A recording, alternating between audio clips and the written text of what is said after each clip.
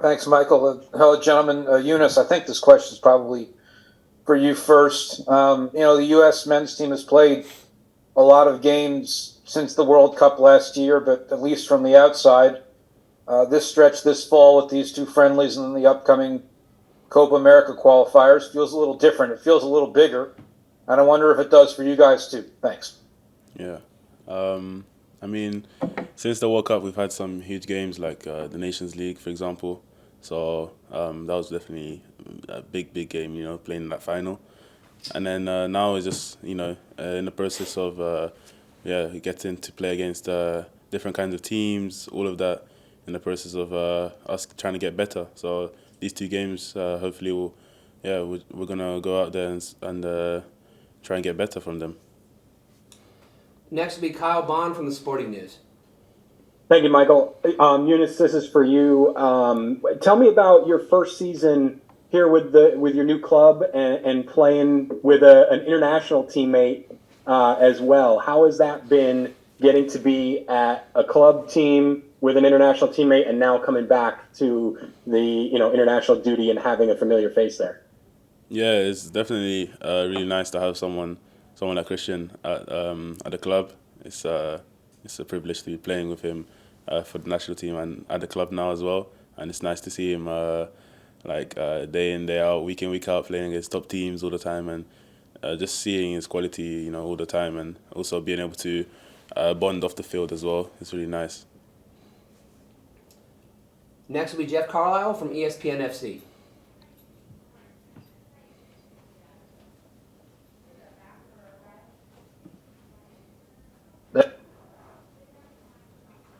I think we lost you, Jeff.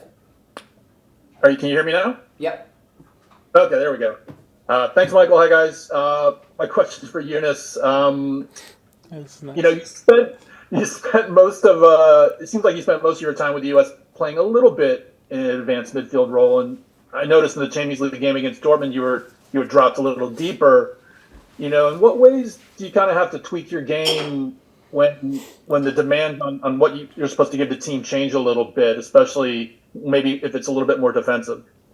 Yeah, it changes a bit because when you're receiving the ball deeper and you're starting the build up, I feel like it's an area of the field where it's delicate, so you have to try and play simple. So I have to simplify my game and try and play simple, 1 or 2 touch. Obviously, you're not in the pockets as you are when you're playing higher. So you're close to the goal and you're trying to play simple, 1 or 2 touch.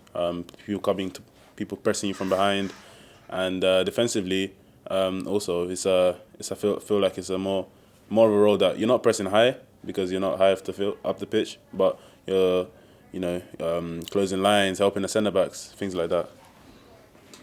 Next will be Stephen Goff from the Washington Post. Question for you, Joe. As someone who's entrenched in German football at large, not just with your club, but what are some of your observations of the national team there? Some of the struggles they've gone through, and maybe the perception in the public of the German national team heading into Euros next year, and obviously this friendly with you guys this weekend.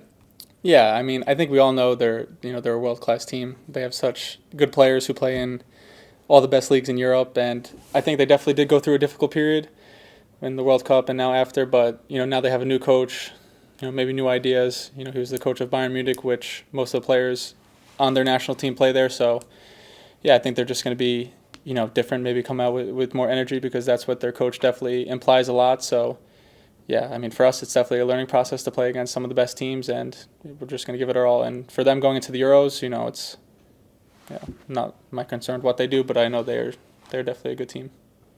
Okay, thanks. Next will be Doug McIntyre from Fox. Thanks, Michael. Hi, guys. Thanks for doing this. Joe, you're one of a number of guys on this roster that either currently play in Germany or have played there in the past. What does that do for you guys to face Germany's national team? I mean, it's obviously an honor anytime you play for your country, but playing it against, the place where you live, where you're a professional, what does that add that's extra? And Eunice, I don't know that you're such a worldly guy. You've lived and played in a bunch of different places. correct me if I'm wrong, but I think last week against Dortmund was the first time we played against a German team. Is there anything you take from that match that'll help you on Saturday? Thanks, guys. Okay. Yeah, you go. Yeah, I mean, I think definitely a lot of us, play in Germany, so definitely gives more maybe of a special feeling because maybe some of our teammates play on the German national team. I know I spoke to Jonas Hoffman a couple times, and it just, of course, we both want to beat each other so bad. Just a little. Obviously, he's not on my team now, but it just definitely gives you a better feeling in the locker room with a bunch of German guys where you can kind of, brag and stuff like this. So it's definitely would be an amazing feeling to obviously win this game. A total of 9 players on this current roster who are either playing in the Bundesliga or have Bundesliga experience. Next will be Seth Vertone from Pro Soccer Wire. Thanks, Michael. This one's for Joe. Joe, I'm wondering how you assess the first couple months of your season at Gladbach, and also just take us through that goal on Friday. What do you see? What did you see on that, and what do you think that could do for you kind of moving forward with your club this season? Yeah, I mean, I think it's been a good season so far. I mean, we have a bunch of new players on our team, so yeah, we know we're definitely going through a change. We know it's definitely going to be a difficult season for us, but so far, it's looking good. I'm really happy with the start of my season, and yeah, for the goal, I mean, I know, yeah, I came in as a sub, so we were down 2-1, and the best thing you could do, I guess, is definitely score. So when I got the ball in the middle, I knew, there was just one thing on my mind, pretty much just to shoot the shot, and yeah, when it went in, I was, of course, so happy. Next will be Charlie Bone from MLSsoccer.com. Hey guys, thanks for speaking with us today. I have one for each of you. I hope that's okay. First, Yunus, I wanted to ask about how you and Weston and kind of the relationship you have in the center midfield changes when you say don't have Tyler Adams, like right now, available, versus when you maybe have Gio Reyna, who we may see in this camp. Just kind of those different partnerships that you've had in the center. And then for Joe, I want to ask if you could take a little stock of, I know you have plenty more to do in your career, but it's been quite a ride so far from NYCFC's academy. Looking back, it always seems like you were ahead of the schedule, and I just wonder if you could reflect a little bit on your journey to this point. Yeah. For me, it's always nice to play with players like Weston, Tyler, Gio in the middle. It's really fun. They make it a lot easier for me. So, like you mentioned, playing with Tyler gives you that security behind you defensively and offensively as well. Is really tidy player. He works so hard and like recovers a lot of balls, So I definitely miss him in the middle. And playing with Gio, different characteristics. He's so good receiving in tight areas on the ball, up high in the pitch. Can dribble past a lot of guys. He's strong. He's can defend as well now. So yeah, it's fun to play with both of them, man. Yeah, and yeah, like you said, coming from NYCFC to Gladbach now, yeah, I definitely think it's been a crazy journey. I didn't play really in the MLS. I think I maybe played 5 games or something, but to be able to go from there and then to Gladbach's second team for that half season, and then now to the first team for the last 3, it's definitely been a wild journey, like you said, and yeah, I think just working hard definitely pays off. I know a lot of people say that, so I think just from working from NYCFC and not giving up when I wasn't playing to now it all paying off really, yeah, it's good. Next will be Ryan Talmadge from Goal.com. Thank you, Michael. This one's for Yunus.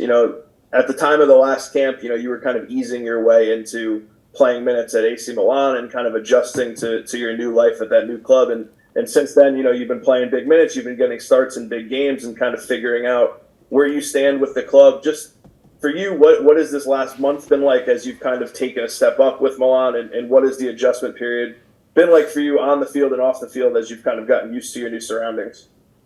Yeah, I feel like for me, things in Milan were like, I knew I had to be patient when I got there, and then all of a sudden things happened really fast. Where all of a sudden I was coming on for more minutes, and then I was starting in different roles and getting confidence from the manager, the fans, the team, and yeah, things went really fast there. And I started starting a few games, and I can't say that it's not like ideal for me. Like, this is so fun to be playing so many games and now getting game time, winning games. Yeah, it's been really fun, a very fun process. I'm enjoying being at the new club as well. So I just want to carry on doing well and try and get as many minutes as possible. We have 2 more questions, and we'll continue with Simone Sandre from Gazzetta dello Sport. Yeah, this is for Eunice. Following up on the same question is, you basically, not only you show a lot of versatility, but you also became quickly a fan favorite in Milan. I guess, did you expect to make such a quick impact? And also, what's your early impression of Pioli as a head coach? Thank you. Yeah. So for me, when I was coming, obviously, I feel like every player will agree. You want to come in, starting games all the time, scoring goals, and then just shine at the beginning, you know. But yeah, I mean, I had to be patient. I thought I had to be even more patient than I've been. Like, I didn't expect to be starting so many games like right now, to be honest with you. So yeah, as I said, with patience, things come, and I'm happy that things came quickly and everything. And yeah, the manager's been helping me a lot as well.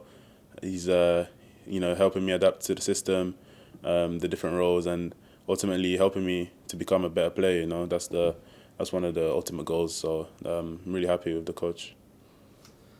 Our last question goes to Andrew Jones.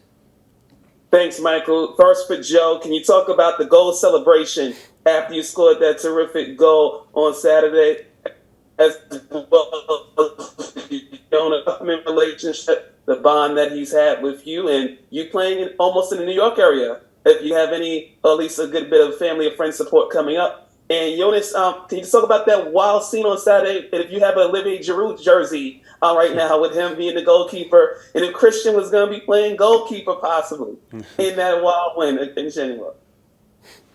Yeah, I think to start with the goal celebration, I mean, I know a lot of people like to say that I'm just like a defender, mostly this and that, and compared to my first season where I was more attacker, so I definitely like to get that goal so people obviously see that I can still attack. It's not just all defense. You know, my first message was from Eunice saying congrats. Yeah. And then, with the New York area, with my relationship with Jonas Hoffman, I played with him for 2 seasons, and he was always my right winger, so we definitely have a close bond. And yeah, he's definitely off the field, amazing guy, amazing person. So I'm definitely happy to see him now over here in the U.S., especially in Connecticut. And then for, like you said, the New York area, it's definitely nice to have a game where a bunch of my family can come. I think I have about 25 people coming, so definitely super excited for them all to see the game, and especially because it's against Germany. You know, they know most of the players just because I go against them in the league, so it's definitely going to be a special game. Yeah, and for me, the game on Saturday was definitely the craziest game I've been a part of. I've never experienced such thing, and to come away with a win was amazing. Because when we got the red card and Giroud had to go and goal, and we had the free kick so close to the box, I was part of the wall and everything. I was just hoping, after all this hard work, to come away with a draw would be like losing, you know. So like winning with Oli in the goal, making some saves as well, and being a great keeper, it made things even better. And after the game, we were all just so happy to be playing football. Like, you know, you get moments like these, and it was amazing. It was just an amazing win.